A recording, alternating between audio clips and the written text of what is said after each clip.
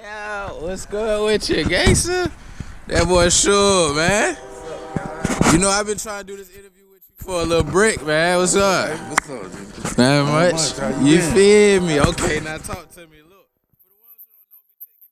Look, brief rundown on who Shug is, man. Okay, what's up, y'all? You feel me? ShuggChef, Spartanburg, Spartan High. Okay. All right. So, wanted to live a little bit about me. I went in the United States Marine Corps after high school. Yeah. After that, I came back home, Spartanburg, worked a couple of odd jobs. Eventually, I had a daughter, went out to Black College. It's the life over here. Yo, we don't get to see this no more. So I went after Marine Corps. I got home. After I went home, I worked a little bit. I worked at Beverage Area, did all these really great jobs. I had a daughter, so I decided I needed to go to college. Yeah. I went to Black College, went to ALOT University down in Columbia. Y'all heard? They're doing our thing. I had some tragedy in my life, so I couldn't continue. I eventually decided to go ahead and be a chef. So I went to Lake Cordon Bleu, Scottsdale in Arizona, y'all. #1 culinary school in America at the time, right? I went and did that. Graduated in top of my class. I went to top of my class, and I ain't looked back. I became a chef, y'all. Talk to him. So as a chef, I did celebrities. I did BET parties. I got to do. Yeah. I could do Vladimir Guerrero. Yeah. Right? Talk to him. A couple things. I also doubled as a security and bodyguard. So I was a chef bodyguard out west. Something nobody else ever done, right? So I got to see a lot of things through a lot of people. I eventually went to Colorado. I got to run a fine dining restaurant out there, and I got to run a Japanese, Hawaiian, Mongolian cuisine restaurant out there. So with that being said, was the fine dining funner than the Japanese? Cause Japanese sound like you got a bunch of like crazy type stuff going on. Both of them fun. Because I mean, you got different aspects and different things you got doing with them. One is you're working with high class foods, high class money. The other one, you're just doing what you do, almost like you're regular out the home. Yeah. But it's all good. Any cuisine is all good. As a chef, you're only good as your last dish. So I can make you the bangingest dish right now. Tomorrow, make you some fucked up eggs, and you're gonna remember them eggs. Definitely. I've been home for about 5 years. Home from what? Oh, military or what? Home from Colorado, home from out west. I was out west for almost 15, 18 years when I left. And I came back home. My daughter's down here. My daughter decided to go to college. I'm happy as hell for my Thank God. My baby go to college down in SCAD, y'all. So if y'all know, she's down there doing her thing in Savannah. Definitely. So what I've been doing now is, I bided my time. I finally got my license back after 22 years, so don't let nobody tell you shit that you can't get something, you can't do nothing. Nah, that's it real. ain't never too late, it ain't never too long, right? Big congrats on that. Now, it's time for me to put my foot on everybody that thought so. You heard what I mean? Talk to her. I became a chef and I became successful without a license, guys. I did all this without a license for years. Yeah. Now that I got my license, I'm going to go get when I'm old and go get what it's going, for the gusto. So look for me soon. Look for food trucks. Yeah. Look for some big parties going on. Yeah. I am extending my personal chef stuff. I've been doing more families, but I'm going to start doing more groups now. Like you talking about like group type stuff? You talking about like how I be seeing on Instagram? So as personal chef, I've really been doing families. Personal chef, I had got to the point that I stopped wanting to do big groups, and so I did families. As a personal chef, it gives you more intimacy as far as I get to know the family, I get to know what they like. It's more fun for me. Right.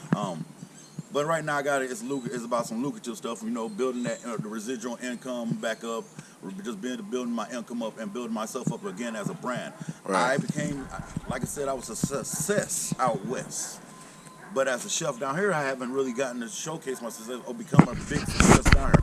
And that's what I'm going to change. I'm going to change with how the South looked at food. I want to change how some people around here even get to venture and taste food. Because a lot of people, what I've come across down here is they would eat food if it was cooked the correct way. Interesting. And I know that sounds weird, but a lot of food is not cooked the correct way for certain people to eat. Definitely. Some people don't like steak, for example. I know a lot of people that have changed their minds down here with steak because people think that down here, well done and past medium, and a lot of people, that's their thing down here. Yeah. When you explain to them what's actually happening in the process of steak, the reason why it's dry aged, the reason why that it's really not blood that you see, but it's the breakdown of the enzymes in the meat. But to the human eye, it's gonna be blood. You funny, yeah. All right. But when you cook somebody a steak that's, I've cooked plenty of people that like well done steak, medium. They just want medium without the pink. So you go medium more to the well side, and that's all types of. I think like me personally, I like a little juicy. I don't wanna cut my steak and it's spewing like pink juice. Yeah. But I do want a little pink in my steak though, because I do like a little tenderness to the steak. That's where you want to go medium. Tell if you understand the lingo, you'll tell them, hey, I want my steak cooked medium, but more to the well side. Medium more to the well side is going to give you still all that juice and get stuff. It's just going to take away the majority of the pink. You might have a slither of pink. Yeah, that's more my type. Be wanting. And now, I was about to ask you before we jump real deep into your journey. I see where we at, gangster. What you know about this street right here? What you know about this, bro? That's where I grew up at. I grew up on Broadway Street, so. With my little history, when I moved to South Carolina back in '89 with my family, we moved over here, Broadway Street. I'm Broadway Street raised, you heard? So I'm north side. Yeah. A lot of people be wondering where shit is from. I'm from the north side if you just want to throw a label on it, black, right? Boom. But my god brother Drake, God rest his soul, I went the west side, because the west side boys are the ones that kept me up under and did what they did with me, made sure that I stayed out of trouble and made sure that, even when I went to the Marine Corps, came back home, they kept me out of trouble. So God bless Drake, God bless Chuck Boozer, because I know, hey, listen, those guys really looked out for me. And there's countless other people that looked out for me in the city.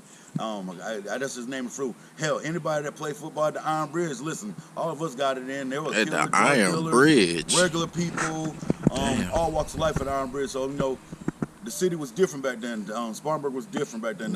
How everything moved, how people maneuvered, it was different. But it was what we needed back then for it to survive this place. Definitely. Spartanburg's changed. It's the codes changed, the people's changed. Yeah. But it doesn't mean that we still can't do what we were doing and still become that success.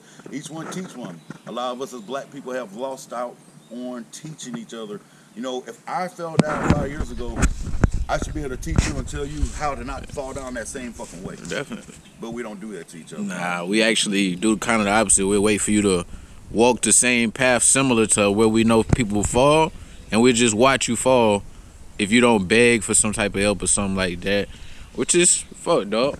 And that's what I'm really kind of most, I guess, intrigued about doing this interview with you, because most of my interviews so far have been around people my age.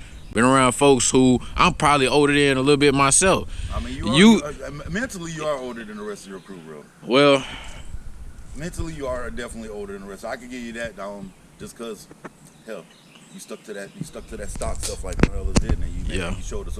You even showed me that it's not a scam. Nah, we showed you that was some real money in that. Scam. I had to bite my words even as being an older person. Like, okay, for sure. That's what's up. Fair, and y'all just y'all know, I met him through my nephew, right? But this is family. He's family to me. Like we have been treating each other family since we met. Like real dog. I fuck with this boy.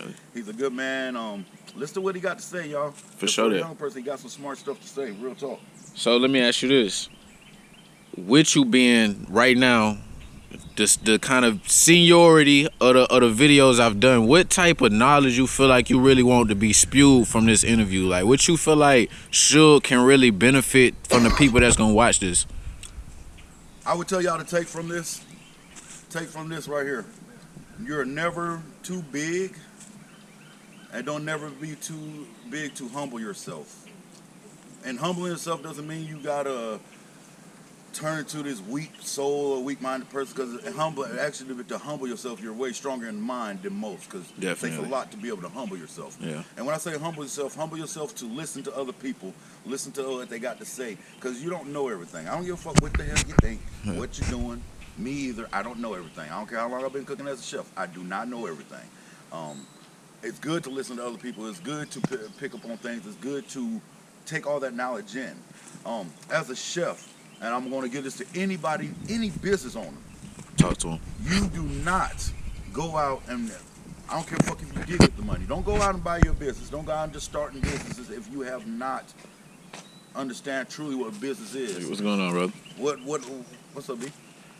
What I would tell most is to work at 10 other businesses in the field that you want to open your business in. So if you want to be a chef, work at 10 different restaurants. That sounds like a lot, though. You got to think about it.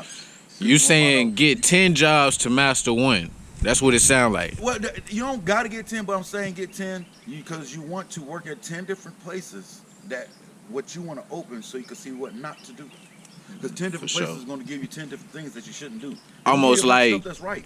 Definitely. But they're going to, within you working, you're picking up on, oh, that's a bad management style. I don't want to manage like that. Or they overspend on this. You don't want to do that. So you work at these different businesses to get your business mind and your business sense up.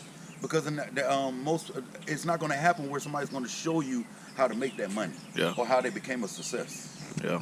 But it's up to you personally, just like schoolwork, to put the stuff in your head, to think about it, to retain it, and not only to retain it, but recycle it and use it in the manner that's best for you in your life and what your situation is. Yeah, that's almost like how they say, you know, when you're young, this is your dating period. You know, you almost like how you say go to 10 different places to see what you like, don't like, so that when you get your job, you know how to run it. I think it's almost like when you done been chit-chatting with a whole bunch of different women, so now you know, like, okay, I liked how she looked, but I didn't like the way she did this, and I liked that she did this, but I didn't like how she did that type stuff. So then you can shizzle it down to one little stereotype, one little archetype. You know what I'm saying? You feel me? Oh yeah. But I love Spartanburg, though. I tell y'all that right now. Don't get it twisted. If you can make it in Spartanburg, South Carolina, from all my travels, you can make it anywhere, guys. And I mean that. Because this city, it might tear people down. There might be some crazy shit that happen in the city, but one of the greatest things the city does for a person is build you up to be able to survive on your own in other places. Go look at your friends that have moved from Spartanburg. Like, real talk, guys. Go look at the people that you know personally that have moved from Spartanburg. 9 times out of 10, they're a success where they're at. 9 times out of 10, they're doing way better, or they're doing something different than what they were doing here. And it's only because we get complacent at home. And that's anybody. You get complacent. When you come back to Spartanburg, I'm going to tell you what you mean by complacent. You come back here, right? I know that if I wasn't working, such and such might let me stay with them. Such and such might help me out. Okay. It's a complacent mindset, though, because now you might come and meant to bust your ass, but because you know you got this help that's going to be right there, you get a little lazy, you get a little bit complacent. Which we all guilty of. And then what happens is you get sucked into that. Definitely. And then you get, now instead of you uplifting and making everybody come up to the level that you went to become, you come back down to the level that they are. That's like this morning. And I'm a victim of it, guys. I'm telling you that right now. I'm definitely a victim of it. Big victim. Out west, I was known as Shug, the celebrity chef. At home, I'm known as ShuggChef. I didn't do the celebrity thing down here. I didn't do none of the big thing. Only my biggest claim to fame in Spartanburg, South Carolina was that at one point I was the sous chef for the Carolina Panthers at Wofford College. That's the biggest thing I've done down here as far as chefing. Security-wise, I've secured every damn body that's came through here. But that's a whole different field, a whole different thing. And keep your avenues open, guys. Just because you do one thing don't mean your ass can't go do nothing else. Definitely. Ain't nobody gonna make y'all money. Definitely. Make no money, because ain't nobody about to give y'all no money. Nah. Ain't nobody about to give you anything free. Nah, especially not no money on. Anything free ain't free. Nah. Think about it. Everybody got all that tax money back, all that. It's the government system. Then they started taxing the fuck out of us with all type of shit. Ain't nothing free. Nah. And that's just not even the air we breathe. You talking about being complacent.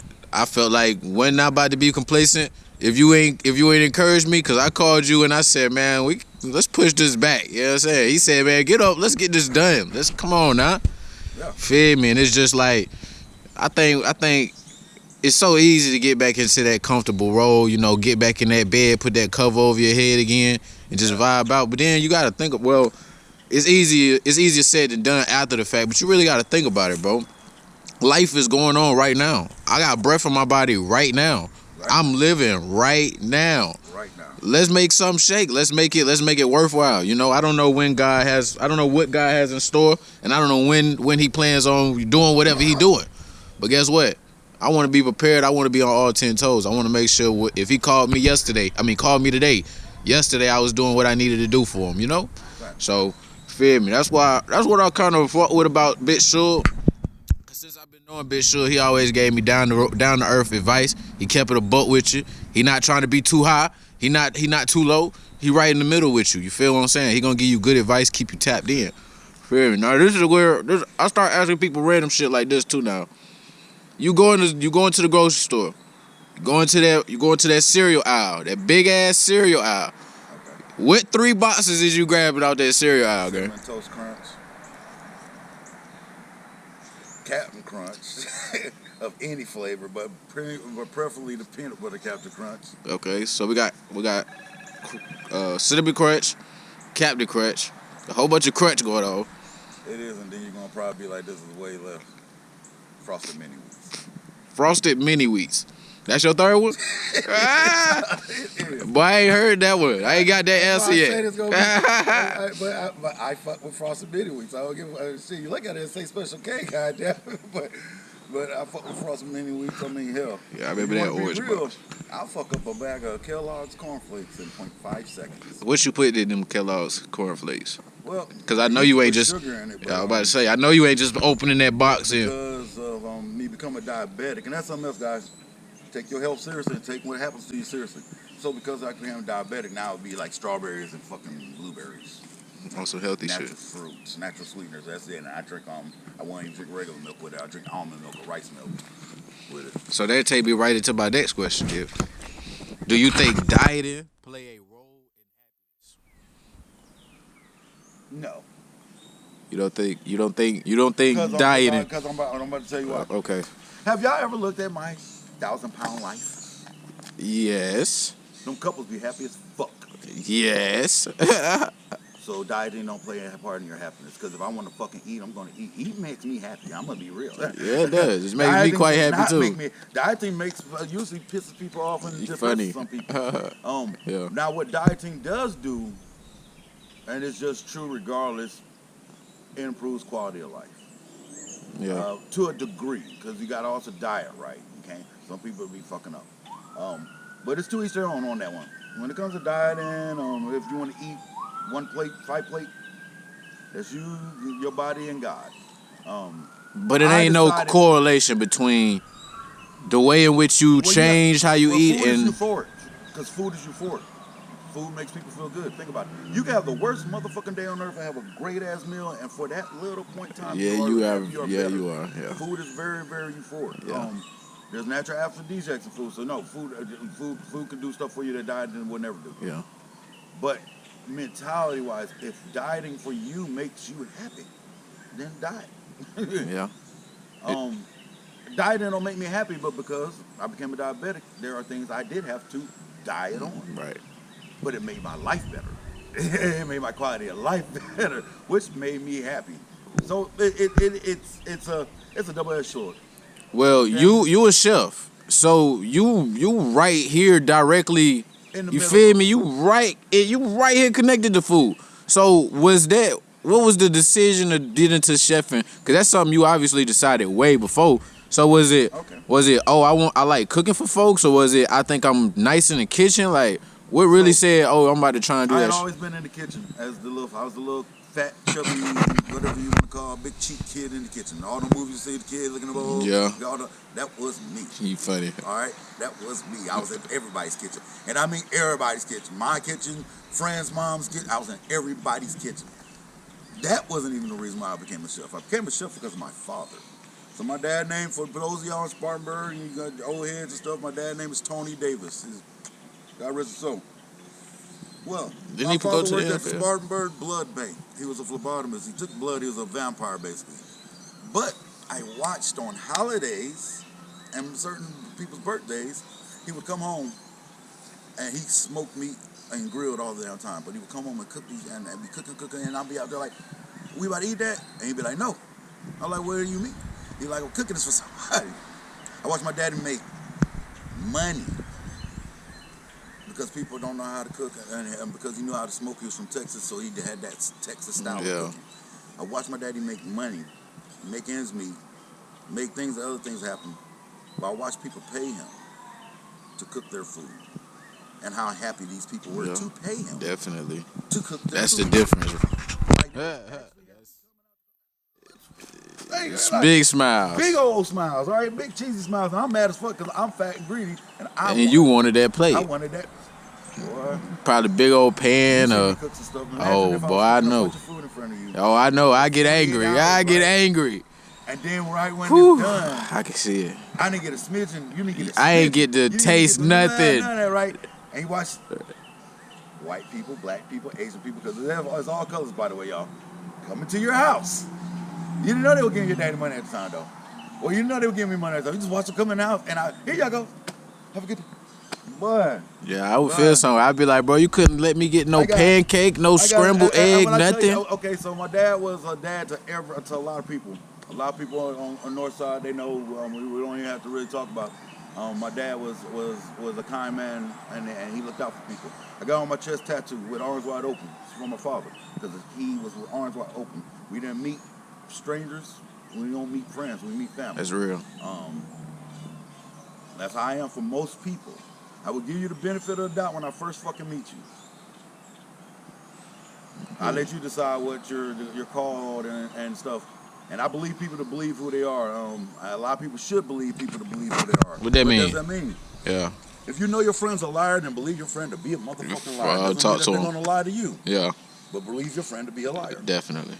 If your girl or your guy is a liar, no, believe them to be a liar. Doesn't mean that they're lying to you guys, because this is where y'all get all effed up. I didn't say they were lying to you. Just believe them to be a liar. Believe a killer to be a killer. Believe a drug dealer. Like, believe people to believe the truth that they gave you. The proof be in the pudding, basically. Because people show you who they are and they tell you who you are, but you want to have a fantasy in your head to make them who you want them to be, and that is not life. That's not reality. Yeah, it's very humanly though. That's where you mess up. That's where if you go look back at some situations, that's where you messed up, because you try to, oh no, such and such would never. Shitting me. Yeah. Shitting me. Shitting me. Y'all better believe people for what they are. So how you battle the tough times in life? Because I'm pretty sure it's a bunch of them, especially during these times. Not gonna lie, I almost lost it at one point, especially when my dad died. I was stuck under him. At that point, to be real, I did lose it for a second there, but reality just smacks you too in the face real fast. My daughter, for most of this, me becoming a chef and really pushing to be a success at that point and doing what I did, it's for my daughter. All this for my daughter. I was never financially able to stay up on that as far as sending money like that, but I was trying to be there, and I could be there for her. And she's now 20, and she knows both her mom's truth, my truth, and she's been putting together her own thing, and she loves me like I had never not been there. That was one of my biggest fears, but my daughter was my biggest motivation to not just crash the fuck out or do something stupid, or just get stuck back in life. Like, keep fighting, no matter what. Definitely. It's been my daughter, y'all. After my daughter, though, right along with her, my Aunt Mika.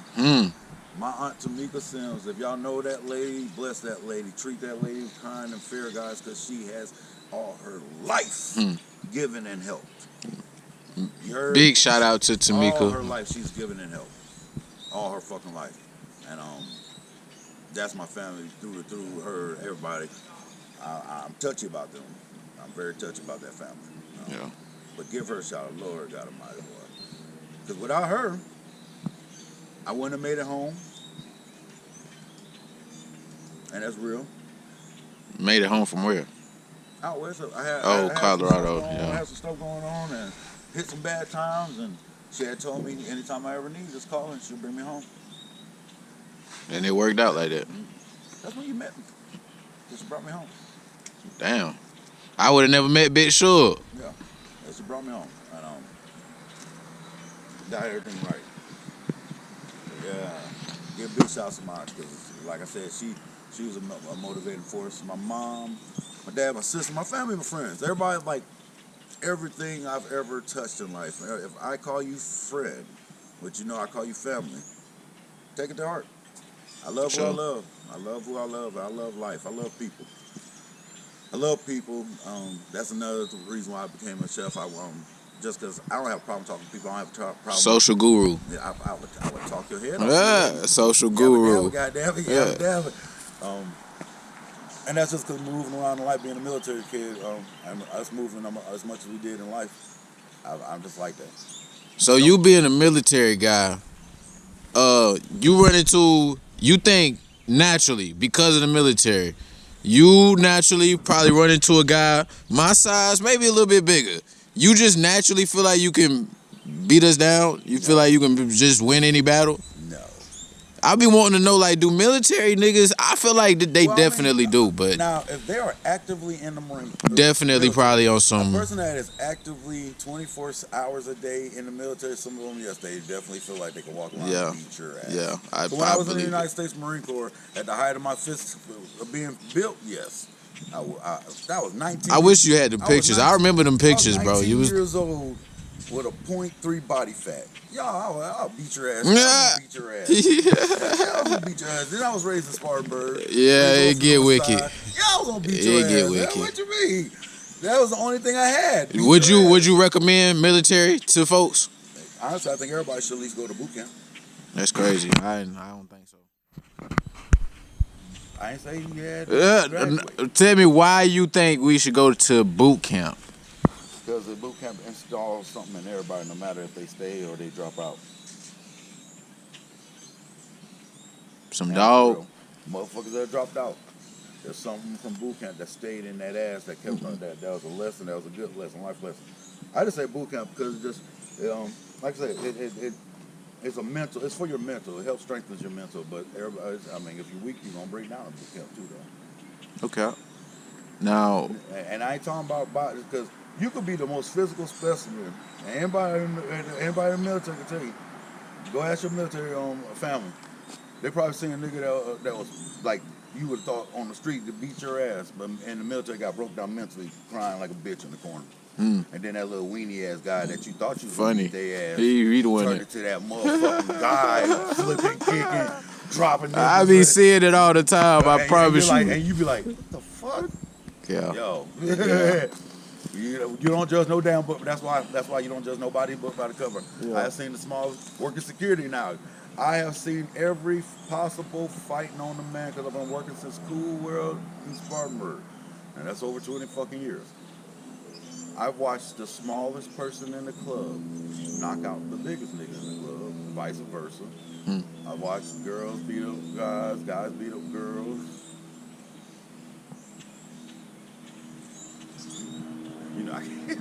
I'm looking whenever you looking. Hey, you feel me? You looking, I'm looking. Hey, just a bunch of little movement. All right, I got it, right, but man, don't judge a book by its cover. Don't judge a book by its cover. Listen, fighting is just like football, basketball, any sport. On any given day, anybody can win. Are you married? No, but I am. No, but you are? Yep. All right, we ain't gonna talk about it then. So, goddamn, let me ask you this. What I asked you this at the beginning, but since my percentage going down and we about to be at 30 minutes for this, and I know you got to do other little stuff too, tell me, what message do you want to leave these folks with? What do you really want to be able to, feel me, be kind of like the highlight of the video between me and you? Each one teach one, y'all. Each one teach one. For sure. There's a lesson that as a black person, it's Black History Month, by the way. As a black person, we have forgotten each one teach one. Yeah, Each one teach one. Take care of each other, guys. We all we got. I think it's definitely more competition in teaching these days, for sure. And it shouldn't be no competition at all. Fuck, I want to compete with a person trying to teach me something stupid. I think it become like that when maybe the stupid one acts like he's the knowledge one, and now he ain't trying to get no information out of the knowledge one because. So for that, it's foolish to listen to someone that won't listen to you. Yeah. It's foolish to listen to someone that won't listen to you. I mean, yeah. So is it foolish to help somebody that won't help you? That's up to who you are as a person. I help people regardless of whether they're gonna help me or not. But that's me. But I also know motherfuckers that won't help you. Yeah. Whether you begging or not. I can't get mad at them because no that's cap. who they is as a person. Yeah. That is facts though. Like, I'm very equal about and black and white with them, but it's very equal when it comes to things. Oh, you know my biggest life lesson, the one I told you. Guys, everybody, this is the biggest one for everybody. If you cannot take your hand and physically change what is bothering you, stressing you, ailing you, whatever, then it is not worth stressing or ailing about because it is physically out of your control. Think about it, guys. Okay. If you can't pay this phone bill, can't pay it, and you still can't pay it, and they're about to tell you they're about to cut your shit off. Right. What are you truly stressing about? Why are you stressed about not paying the phone bill? What you should start doing is thinking about either how to pay the phone bill, how to keep the phone on, or what you're going to do when the phone gets cut off. But not stress about it. Figure it out. Because when you stress, that makes you old. That's what kills you. That's what gives us all these ailments. Yeah. I do have diabetes. A lot of y'all have not seen me in months, right? Because I've been minding my business. That's why I say he asked was I'm married, but in my heart, I'm married. It's my baby. I don't care about nothing else. Nothing else. Swear to God. Yeah, I'm happy. As you should be, though. And like people should, when people are with somebody that greedy motherfuckers out here, be with the person you're with. Shit, just be with them. Go enjoy them. Give each other 100%. Y'all fuckers keep giving each other 25 and then want to give this person 10. And too many percentages. All that energy. Ain't nobody really getting all of you. All that energy is bad because not all energy is good energy, and now you're mixing energies of all. You stupid motherfuckers. But y'all so smart, third eyes and all this extra. Yeah, we ain't even gonna talk about that. We ain't even gonna talk about that. Because just like words, spelling, words, guys. Think about it. It's real power in it, ain't it? There's power in what you say. That's why when people speak bad or say something stupid like damn, you sick? Damn, nigga, why I gotta be sick for? Like, or like, I'm sorry. Real simple subliminal type stuff where we don't recognize, but like words have power and words have a whole. You know, you can kill a person worse with words than you can with your hands. Okay. Well, what's your and I know I keep asking questions, I keep saying I'm done, but I just really want to get all this information. What's your next goal? Like, what's your little personal goal that you're working on right now with yourself? Like, what's the milestone that you headed to now? Tight talk. Oh, what I'm doing with this food truck. That's food truck? What I'm doing with my food truck, yeah. What is it, like soul foods, Mexican food, national? You ain't gonna tell me? You ain't gonna give me the try? Come on, yeah. No, because when it comes out, because it's the first of its kind. First of its kind. It will be the first of its kind that I know of, because I have not found nobody. All day breakfast truck. This guy. Am I on it? No. Okay, damn. No. I thought I was on it. That's a good one, but no. I thought I was on it. Yeah. You know who I am, so I'm gonna tell you, you're gonna have to think deeper. You're not gonna think. Because it's far from your brain. It'll be on your brain if I was to poop, but it's far from your brain. I know it's far from your brain right now, but you know who I am. You just gotta think like. Yeah, I ain't got it. I know you don't. I ain't got it. You got any socials or anything where people can get in contact with you or figure out? Yeah. So, I'm word of mouth as far as hiring me, because that's how I've been. I'm gonna do better. But right now, you can either get me on Facebook on Shug Davis, SHUGG Davis, or you could get me on Snapchat, ShuggChef. You can get me on TikTok at ShuggChef. SHUGGTHECHEIF. That's it? No, SHUGGCHEF. ShuggChef. Oh, okay. ShuggChef. And that's on both Snapchat and TikTok. Other than that, if you got my number, you got my number. If you don't give my fucking number out. Nah, I ain't gonna do it like that. Well, I appreciate you tapping in. Let me get some info. Put the goddamn shit on the cam. Talk the talk, man. I be feeling like I want all diverse ways of getting they message out, and tapping in with you. I feel like gonna be a good little investment. You feel me? Yeah. So I appreciate you, gangster. I appreciate you coming and out. hope for the best for you. And for the rest of y'all, man, stay blessed. Bird, come talk to me, man. We gonna run.